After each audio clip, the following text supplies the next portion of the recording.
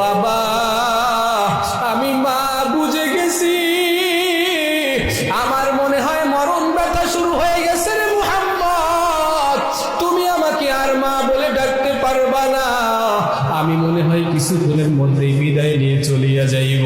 ঠিকই কিছুক্ষণের মধ্যে তার মা দুনিয়ার থেকে চলিয়া গেল।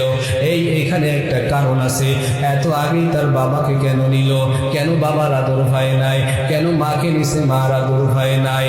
বলে আমার নবীকে আল্লাহ তাআলা এই সান্ত্বনাটা সূরা বনী ইসরাঈলের ভিতরে দান করেছে। 15 নম্বর পারার 1 নম্বর পৃষ্ঠা। এখানে মেরাজের ঘটনা ওলামায়ে কেরাম জানে, এখানে আল্লাহ এইটা বুঝাইলেন, ও নবী টেনশন করিও না, চিন্তা করিও না, একটু বড় হইলে বাবা তোমাকে হাতে ধইরা ধইরা বাজারে নিয়ে ঘুরাইতো। ও নবী তুমি টেনশন করিও না গো নবী আমার, তুমি আমার